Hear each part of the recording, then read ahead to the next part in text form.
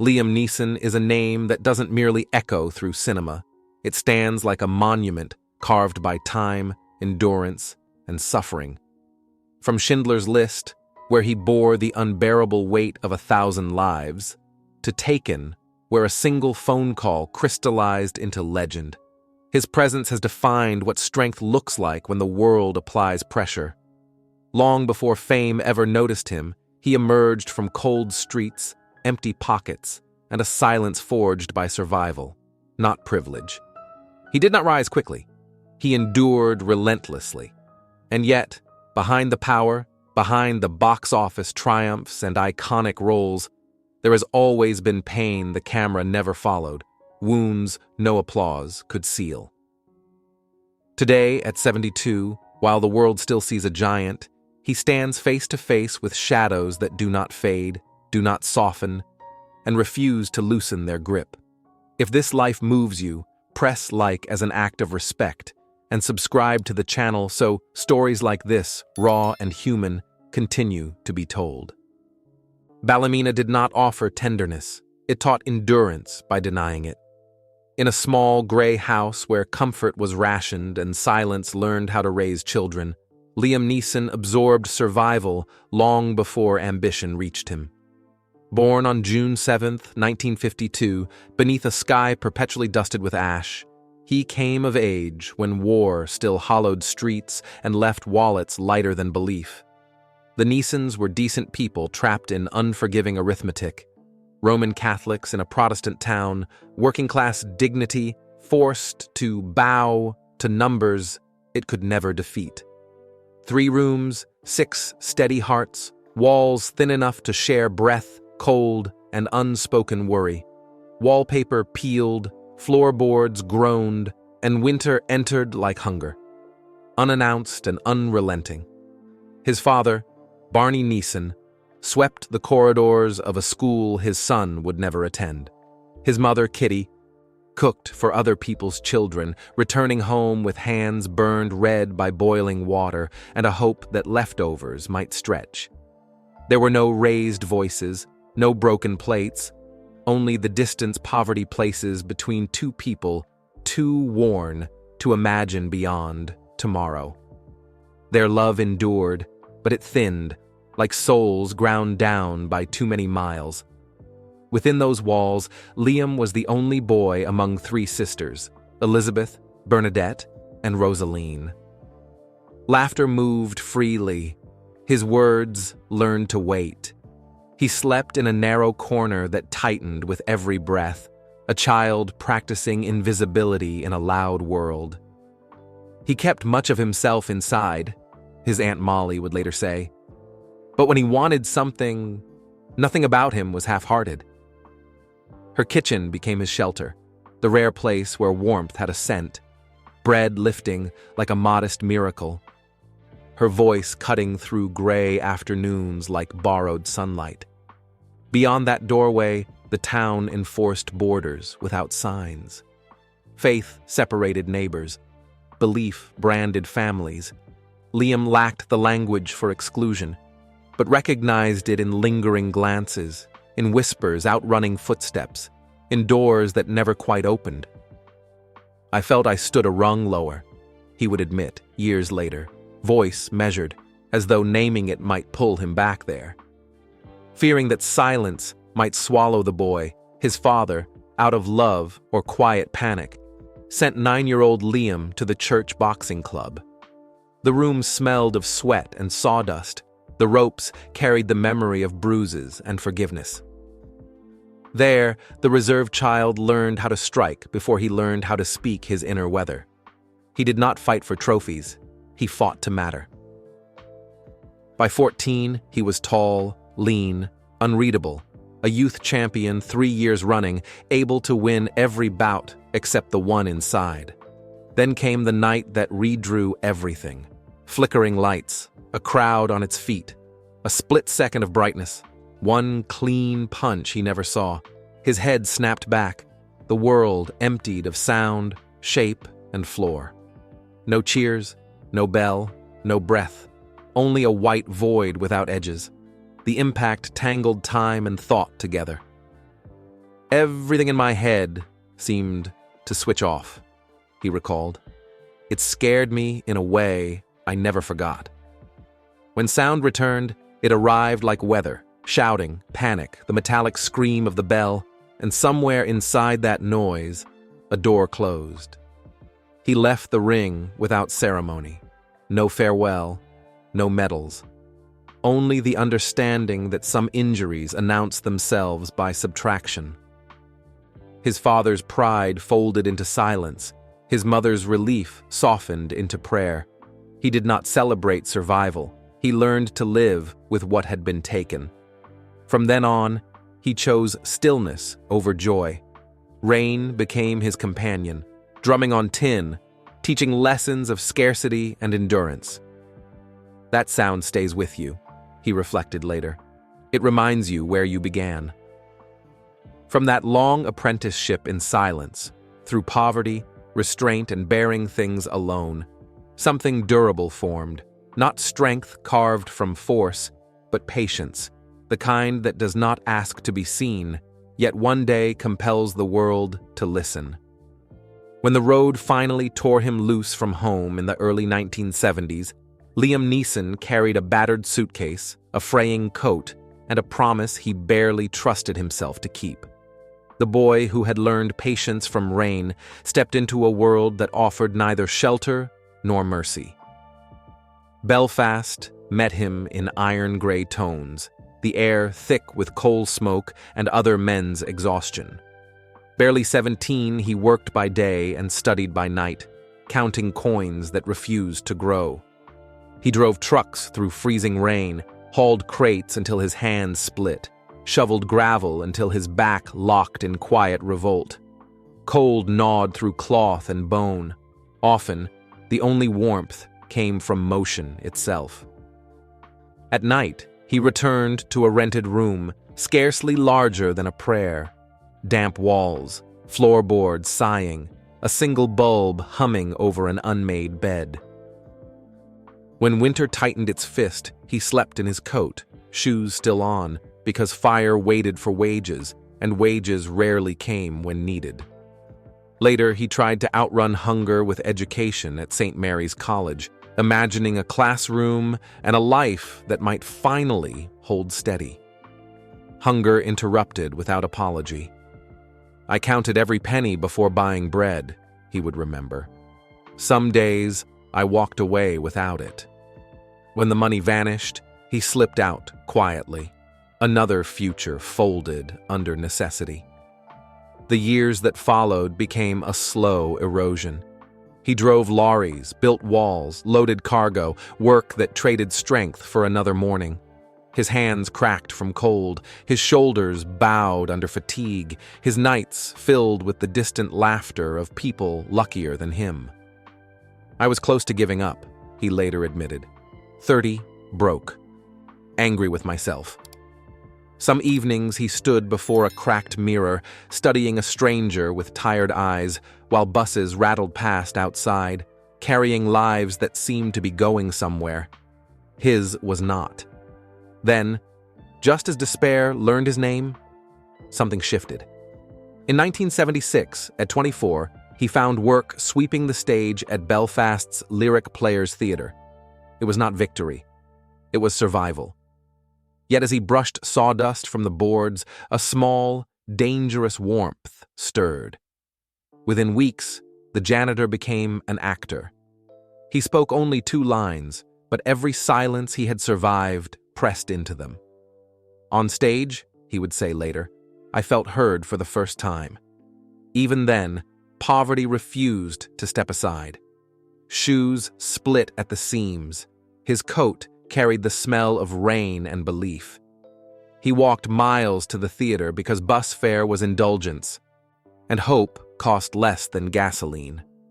In Dublin, then London, he shared cramped flats with strangers, sometimes sleeping on bare floors, his few possessions folded with near-military care, as if order could stand in for certainty. The cold stayed. So did the pull toward the light. Meals were thin, certainty thinner, but night after night he stood beneath dim bulbs, speaking words that were not his until they began to sound like truth. Each performance felt like a prayer whispered into darkness, a test to see if anything would answer. Slowly, something did. The boy who once learned endurance through silence found another way to last, not with fists, but with persistence. Not through force, but through faith in the next step. Hunger shaped humility. Struggle carved a voice. And from years of borrowed rooms and endless rain, a man emerged. One who would one day warm millions, not by demanding attention, but by carrying forward a quiet fire forged when there was nothing else left to hold. Before recognition had any reason to linger, Liam Neeson lived in the margins of the early 1980s, present, working, unseen. He swept floors, hauled props, rehearsed long after the house lights died. For every flicker of applause that reached him, dozens of doors closed without explanation. I just wanted to keep working, he would remember, even when it felt like no one was hearing me. Early screen roles, a soldier here, a priest there, paid enough for rent or bread, never both. He lived on tea, crusts, and a resolve that refused to negotiate. Each part became another rung on a ladder only he could see, and the climb offered no mercy. Excalibur, 1981, passed like a rumor. The mission, the bounty, lamb, suspect, the dead pool promised sparks that never caught. Casting rooms labeled him too intense, too rough, too Irish. His eyes judged too weighted with sadness to sell romance. He kept every rejection letter, not as bitterness, but as proof he was still alive in the fight. At times, he admitted, the only thing that carried me was knowing there was nowhere else to go. Nights were spent recording radio ads, his baritone selling comforts he couldn't afford. Then, watching from the wings as others took bows, the spotlight never offered him. In those lean years, a quiet lesson arrived from Robert De Niro. Stillness can speak louder than rage. Neeson took it as a creed, power through restraint, feeling through silence. Then, in 1993, the call that altered the shape of his life came through. Schindler's List. Steven Spielberg recognized a rare balance, charm, strength, sorrow, and entrusted him with Oscar Schindler. The role lifted Neeson into history and nearly split him open. For 110 days, he lived inside guilt and grace, carrying the imagined weight of 1,000 lives. In Krakow, after filming the liquidation scene, he sat alone in an unlit hotel room, chain-smoking, sleep refusing to come. It took a long while to feel like myself again, he later reflected. The film earned 7 Academy Awards, Best Picture among them. His face appeared everywhere. His name echoed across continents. Yet the noise did not quiet what stirred underneath. Fame doesn't mend you, he said softly. It just turns the volume up on what's already there. After the statues dimmed, the work continued, but the light had changed. Michael Collins, Les Miserables, Gangs of New York, artistic triumphs that strained at the box office. Success isn't permanent, he observed. It only rents space. In the mid-2000s, belief grew costly. Kinsey drew praise but lost money. Breakfast on Pluto and 5 Minutes of Heaven drained energy and savings alike. Between 2004 and 2008, he quietly put nearly $2 million of his own money into stories audiences overlooked, signing checks in silence as numbers vanished, trusting that art was worth the risk. Then, at 56, an unlikely revival arrived. Taken, a modest Paris-shot thriller dismissed before release, revealed what the world hadn't expected, not fury, but grief.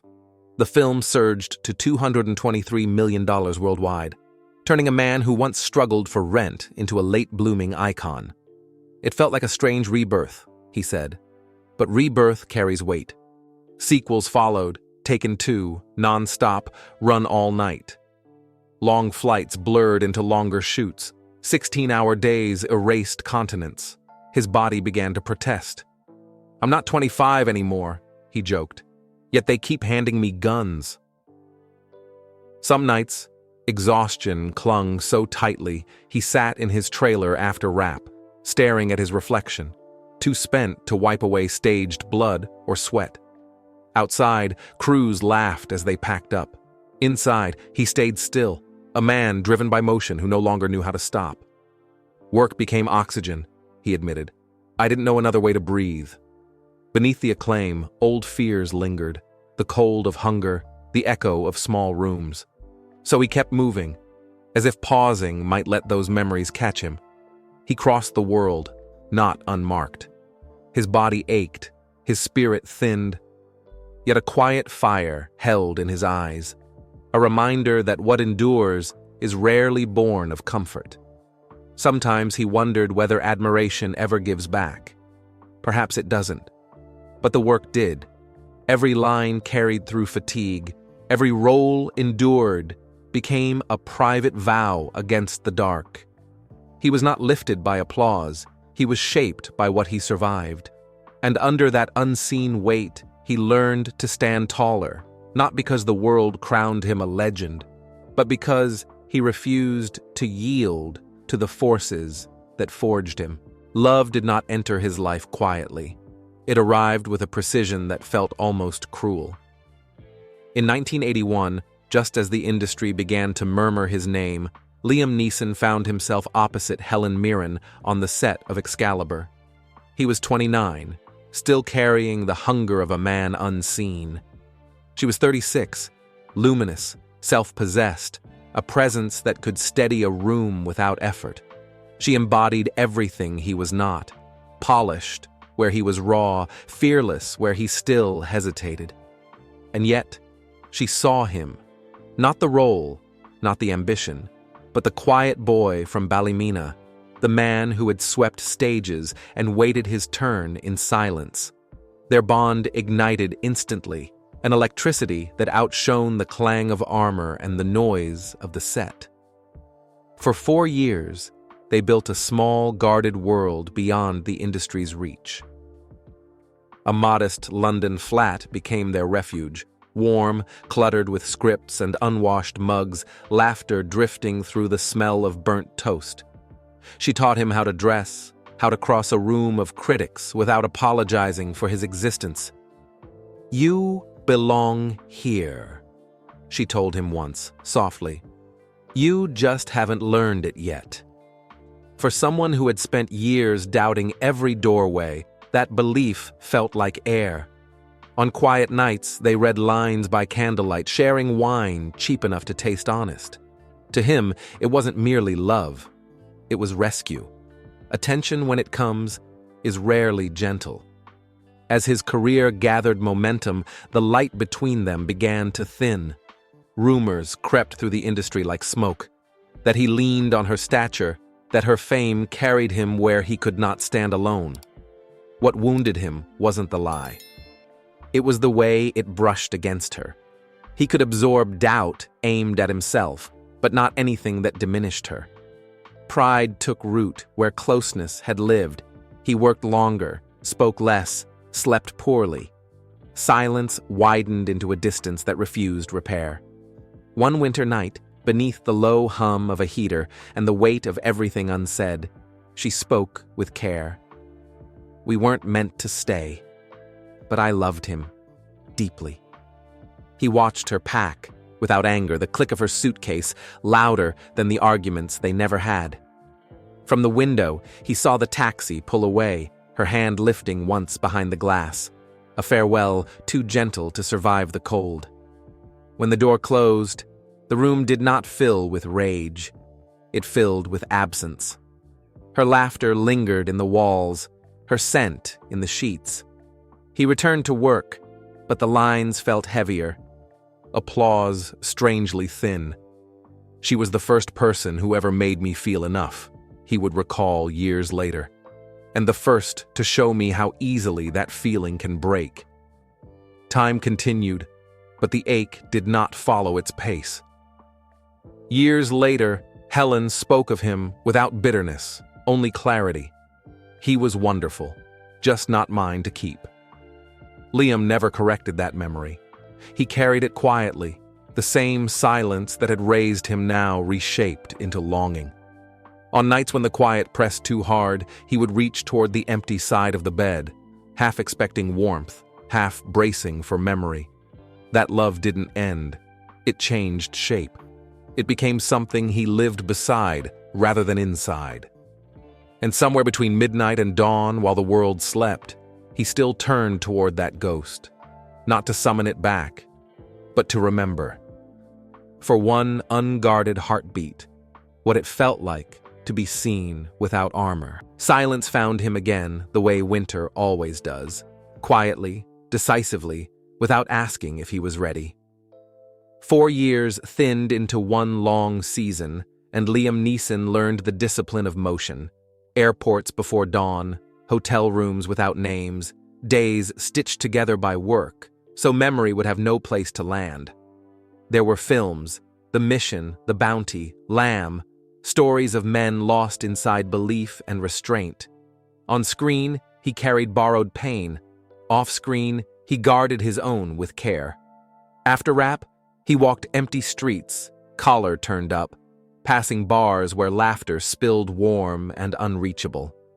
The years marked his face, not with age, but with held breath. He told himself he was steady, functional, intact, yet every night the same absence waited, patient and exact. "You can survive loss," he would later say, choosing the words carefully. "But you don't outrun it. You learn how to live beside it." Even emptiness grows weary of echo. So when a softer light appeared, young, unguarded, unexpected, he didn't step away. In 1988, on the modest set of Satisfaction, he met Julia Roberts. She was 20, sunlit, curious, laughter cutting clean through frost. He was 36, measured, careful, relearning the courage required for warmth. She drew from him a laugh he barely recognized as his own. The distance between them was real, 16 years, 2 rhythms of life, but for a moment, he allowed hope to sit quietly at the table. She carried summer without burning it, a brightness that lingered after the light moved on. He watched her the way a traveler watches dawn, slowly, afraid to blink. She called him an old soul, and he smiled because it was true. He had lived too many winters to pretend otherwise. Away from cameras, they were disarmingly ordinary. Walks along Venice canals, dinners found after midnight, scripts read aloud while the city breathed below. When she asked if she would make it, he answered simply, "You already have." It wasn't encouragement. It was faith, spoken by someone who had lost and still believed it was worth believing again. The world inevitably leaned in and named them unlikely, impossible. Headlines filled the gaps with noise. Behind it, their days remained gentle. Then the current shifted. Her rise accelerated. Mystic pizza, steel magnolias, the first quiet murmurs of Pretty Woman. Schedules crowded out silence, calls slipped, dinners postponed until they stopped trying. There was no betrayal, no rupture, only distance doing what distance always does. One evening, as she packed for another city, he said softly, "You'll be wonderful." She paused, smiled, and replied, "You already were." She left with grace. He stayed with gratitude. Years later, she would call him the kindest man I'd ever met. He never corrected her. He kept her laughter folded safely inside memory, a sound that could still reach him when nights grew too still. That love lasted just long enough to teach him something he never forgot. That warmth is possible, that release can be an act of care, and that sometimes the briefest summers leave the longest heat behind. Quiet had become a house he learned to live inside, mistaking its stillness for peace. But peace, he would discover, is only the pause before life remembers you again. When it did, It arrived without mercy, not as warning, but as love so complete it felt like salvation, and as loss so vast it never stopped echoing. In 1993, Broadway shimmered like a city made of breath and light. Liam Neeson, 41, stood beneath the stage lights of Anna Christie, his voice measured, his body steady, carrying a lifetime of discipline shaped by silence. Across from him stood Natasha Richardson, 30, born to the theater, daughter of legends, possessing the quiet assurance of someone who knows how fragile applause truly is. In rehearsal, they spoke very little. The pauses between their lines stretched, settled, became conversations of their own, the rare kind that only forms between two people who understand silence not as emptiness, but as truth. By opening night, the boundary between acting and living had thinned to nothing. When the curtain fell and applause rose like a wave, she turned to him and laughed, nervous, radiant, and he leaned close and whispered, "Thank you for tonight." It was the only sentence he could find that carried everything else. Their life unfolded without spectacle. Natasha's first marriage ended quietly, without cruelty or spectacle, and not long after they became inseparable. Two people who had spent years performing love for audiences, now learning how to practice it when no one was watching. Once, he wrote her a short note and kept it folded in his wallet for years. "You've made the noise stop." In 1994, they married in Millbrook, New York, under candlelight instead of cameras, rain tapping softly against the windows like a blessing that asked for nothing. "For the first time in my life," he told a friend afterward, choosing each word as if afraid to break it, "I can breathe." Their home filled quickly. Michial arrived in 1995, red-faced and furious at the world, until Liam slipped a finger into his tiny hand and felt it close, instinctively, with trust. Daniel followed a year later, quieter, observant, already studying rooms the way his father always had. Natasha sang while cooking, her hair never quite tidy, the kitchen cluttered with toys, scripts, half-finished cups of tea. Liam built a wooden swing in the yard that never hung straight. The boys didn't care. To them, it was flight. Summers passed where hills were green and forgiving. Winters in New York, with long walks down country roads where no one recognized them. They read each other's scripts by the fire, traded lines until the boys fell asleep in uneven piles on the floor. Fame knocked more loudly with each passing year. They answered, but kept the door half closed. "She was my compass," he said once, without flourish. "My home, my silence." 15 years passed, ordinary in the most extraordinary way. Lopsided birthday cakes, snow stacked against the porch, a dog asleep beneath the table. He would come home from set to find Natasha reading on the couch, a blanket around her shoulders, the boys sprawled beside her, drawings scattered everywhere. She'd look up and smile. "You're just in time for tea." Sometimes they argued, about work, about parenting, about the fence he never quite finished, but the arguments dissolved into laughter or into a silence that healed instead of wounded. At night, he lay awake, listening to her breathing beside him, the distant thunder outside, and thought, "So, this is what peace sounds like." It ended on a day so bright it felt immune to sorrow. March 2009. Sunlight fractured across fresh snow. Laughter echoed on the slopes near Montreal, the kind of laughter that makes you believe nothing bad can follow it. Natasha went skiing. No stunts, no danger, just a simple fall, a soft thud, a moment of surprise. She stood up on her own, brushed the snow from her sleeve, even smiled it off, joking with the instructors. Nothing in her face warned anyone of what had already begun. Hours later, the headache arrived and refused to leave. Liam was in Toronto filming when the call came. He remembered the phone slipping slightly in his hand, the way the world narrowed to a single word.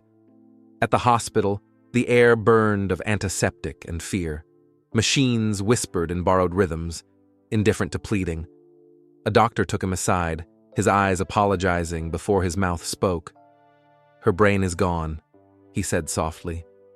The words floated without meaning.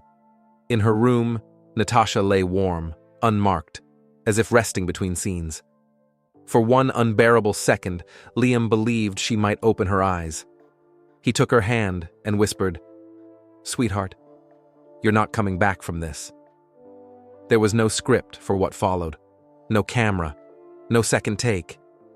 He sat beside her for hours, speaking quietly, as if his voice alone could keep her anchored. "You're safe," he murmured.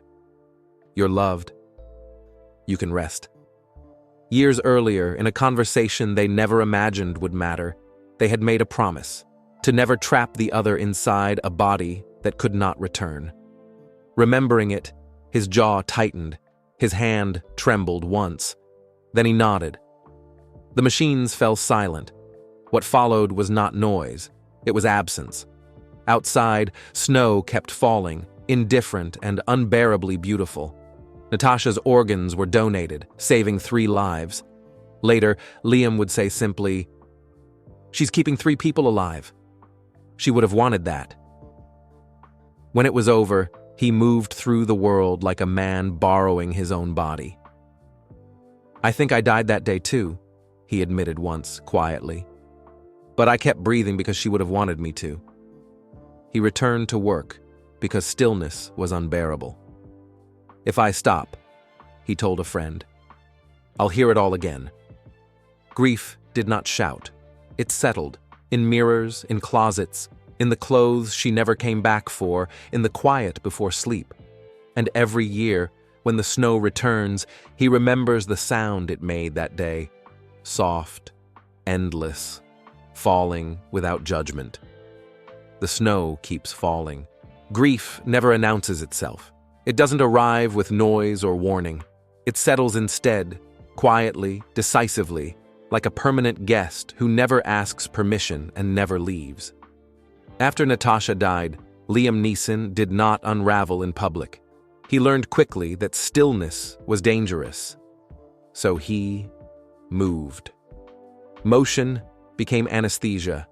He worked because stopping meant listening. He traveled because staying meant remembering. He spoke lines written by others because his own words had already been spent. Sleep became unreliable. Silence turned predatory.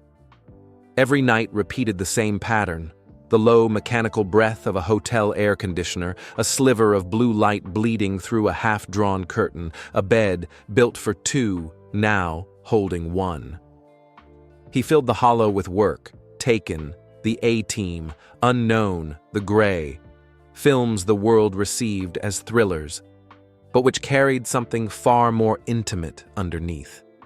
Speaking of The Gray, he later said, measured, almost apologetic, that he needed the film to give the grief somewhere to go. On screen, audiences watched a man fighting wolves in frozen wilderness. Inside, he was bracing against something colder, the silence waiting behind every pause, the terror of stopping long enough to feel. Rest invited memory, so he avoided it. He moved from set to set, city to city, chasing exhaustion because fatigue dulled the edges of loss. Airports blurred into one another, faces blended, applause lost its shape. People told him he looked strong. They didn't see the faint tremor in his hands once the camera stopped rolling, or hear the sound that followed rap, the sharp, hollow quiet that confirmed she was still gone. Fame, he learned, magnifies everything, even absence. On screen, he looked indestructible. Off-screen, he was simply a man relearning how to breathe without weight pressing on his chest. Life reached toward him gently in the years that followed, and he tried, honestly, to meet it halfway. He spent time with British publicist Freya St. Johnston, shared dinners, soft laughter, something fragile and sincere. For a while, it almost worked. But grief guards its territory. After 2 years, they let each other go without spectacle. I needed to focus on my boys, he said, truthfully. And beneath that truth lived another. Some doors don't close from fear, but from having already held everything they were built to hold. Noise rushed in where silence refused to leave. The tabloids speculated, invented, filled space with borrowed names. Brooke Shields, Pamela Anderson, headlines desperate to impose narrative where there was none. He responded the same way every time, politely, briefly, then forward. When asked in 2024 if he could ever love again, he answered with disarming simplicity, "No." In a word. There was no bitterness in it, only finality, the calm that comes after a conversation has already ended. His sons carried their mother's absence in different ways. Michial ran from it at first, hiding inside lights and laughter until even joy began to ache. When he finally stopped, he chose something quietly profound. He took his mother's name, becoming Michial Richardson. He did the right thing, Liam said softly. A beautiful tribute. Daniel stayed closer, steady, observant, protective. Between the three of them existed a shared silence. Not empty, but understood. The language of people shaped by the same loss. Through it all, Liam kept working. Scripts, sets, long days beneath artificial light, each one a way to keep the ghosts from speaking too loudly. Those who know him still notice it. The brief pause before he answers a question, the flicker behind his eyes, as if he's listening to something no one else can hear. Maybe it's her voice. Maybe it's memory refusing to loosen its grip. Every February, he visits her resting place. He brings flowers, brushes the snow from her name, and talks to her as if she were still just out of sight. He tells her about their sons, about the films, about how winter still feels longer than it should.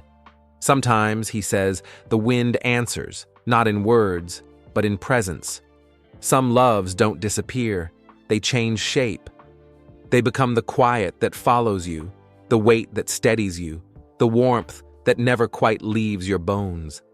And every year, when the snow begins to fall, he remembers its sound from that first day, soft, endless, without judgment. Life had already pushed his heart beyond what most men are asked to survive, but the body has its own merciless dialect for asking how much more you're willing to give. For Liam Neeson, endurance stopped being an idea and became a daily negotiation with flesh, bone, and gravity. His body turned into a quiet battleground, not for heroism, but for the simple act of staying upright. In the year 2000, long before loss would take his wife, fate approached him without warning. A motorcycle, a clean stretch of road, sunlight flickering through trees. Then, a deer, sudden and absolute. There was no cinematic crash, only a violent interruption, the world folding in on itself. He was thrown hard, his body striking the ground, with the kind of force meant to erase a life. When his eyes opened, the sky was tilted, unreal. In the hospital, the truth arrived without gentleness. His pelvis shattered in multiple places. The pain would be permanent. They told him they weren't certain he would survive the night. He did, bolted together with steel, bone anchored to bone, rebuilt into a man who refused to disappear. Recovery was slow, merciless. Progress was measured in inches, bed to chair, chair to door. Every movement required permission from pain. He once said the nights were worse than the days. The pain didn't stab, it hummed. A low vibration living inside the bones, reminding him that survival carries memory. Sleep came in fragments. An hour here, another there. Years later, he would joke about living half awake. But those closest to him knew the truth. Rest meant remembering. Work did not wait. It asked more. Films followed. Taken, The Gray, Non-Stop, Run All Night, roles that demanded a strength his body no longer offered freely. He kept doing his own stunts, out of pride, perhaps defiance. Each fall, each impact, each chase through cold rain took something with it. "You can't fake gravity," he once said, a faint smile cutting the sentence in half. "You can only meet it halfway." His knees carried decades of punishment. His back spoke first every morning. On screen, he looked indestructible. Off-screen, he rose slowly, stood carefully, waiting for the ache to settle before the next take. Then came the quieter betrayals. After 60, the cramps arrived, sharp, sudden, unforgiving. In the dark, his legs would seize, muscles twisting as if replaying old injuries. He called them shooting pains, brief flashes that stole his breath. "I'd get up," he said, "walk around, stretch. Sometimes I'd just cry." Doctors spoke of lactic acid, years of strain, caffeine, exhaustion turned into electricity beneath the skin. He quit coffee. The pain didn't leave. It softened, enough to stand, enough to work. There were other ways pain tried to speak. After Natasha died, whiskey became insulation. One drink at 6, another before midnight. "I was trying to quiet my head," he admitted later. Then one morning, he met his reflection and didn't recognize the man looking back. That day, he stopped. "It wasn't helping," he said, "and my boys needed to see how a man stays upright." Time carved him down, then refined him. The pain never vanished. It learned how to stay quiet. There is metal inside his body now, and an economy to his movements, the stillness of someone who has lived a long time with hurt. When asked about it, he doesn't complain. He offers a tired, knowing smile. It's part of the arrangement, isn't it? Perhaps endurance isn't invulnerability, but acceptance, the understanding that pain isn't the enemy, only the echo of having lived fully. The body remembers every fall, every loss, every night you thought you wouldn't make it. And still, somehow, it carries you forward. Even now, in his 70s, there's a stiffness to the way he walks, visible only when the light catches him just right. But he keeps moving, keeps working, keeps breathing. "I still feel her with me," he once said, meaning Natasha. Maybe that is how he stands, step by step, breath by breath, not unbroken, but unyielding. At 72, Liam Neeson stands in a chapter of life few reach without being reshaped by loss. His estimated net worth, hovering between 145 and 150 million, is the result of decades of disciplined work rather than sudden stardom or shortcuts. Global box office success arrived late, then stayed, but it never repaired what absence hollowed out. Neeson has often reflected that success doesn't alter who a person is. It simply amplifies the quiet they already carry. Financial security, in his world, feels less like triumph and more like responsibility, something to steward carefully, to use without being consumed by it. Money expanded his choices, but it never substituted what love once gave.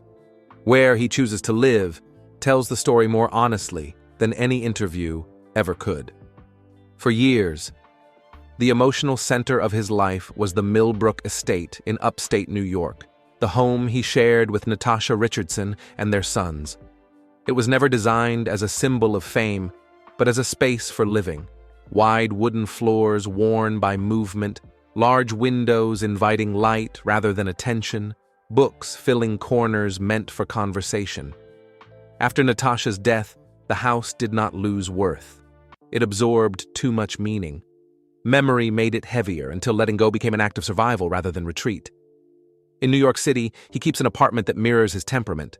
Quiet, functional, close to parks and theaters, anchored in ordinary rhythms.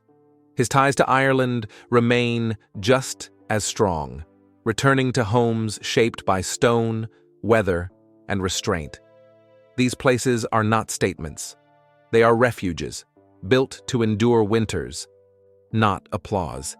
Even his relationship with possessions follows the same philosophy of restraint. Neeson owns high-end vehicles, luxury SUVs, and refined performance sedans typically valued between $80,000 and $150,000, chosen for safety and reliability, not attention. He has never leaned into the image of a collector. Cars, like money, exist to serve movement, not identity. That same economy defines his appearance today. Dark coats, familiar shoes, careful steps. His body is leaner now, movement slower, shaped by old injuries and long recovery. A stiffness remains in his walk, noticeable only if you look closely. Training has shifted from strength to preservation. Stretching, mobility, light resistance, long walks, replacing impact. Time rewrote the rules of his body, and he learned how to listen. The inner terrain, however, remains the most complex. Grief never disappeared, it adapted. Neeson has spoken of how loss alters time itself, how certain mornings arrive heavier without explanation. At the heart of his life are his sons, Michael and Daniel. He is present without control, proud without display. When Michael chose to take his mother's surname, Neeson did not hesitate. He honored it. Daniel's steadiness mirrors his own. Family routines now matter more than premieres ever did. His recent connection with Pamela Anderson has drawn attention not because it is loud, but because it is gentle. Their bond reflects mutual recognition rather than rescue. Two people who understand survival and do not deny the past. Beyond the screen, his sense of duty has widened rather than faded. Over the years, Neeson has quietly donated millions of dollars to children's health initiatives, cancer research, humanitarian aid, and Irish cultural causes, often without publicity. He continues to work steadily, selecting projects that emphasize presence over force, depth over noise. He appears less frequently at events, but for reasons aligned with his values. Theater, storytelling, and causes rooted in compassion still draw him in. What defines Liam Neeson now is not fame, wealth, or longevity, but character sustained under pressure. His life offers a rare lesson. Endurance is not about conquering pain, but about carrying it with dignity. Strength can be quiet. Loyalty can outlast applause. And loss, when faced honestly, does not erase meaning. It deepens it. If his journey resonates with you, share your thoughts below. What does endurance mean in your own life? And if you value stories that honor humanity beyond headlines, subscribe to the channel so we can keep telling the ones that truly matter.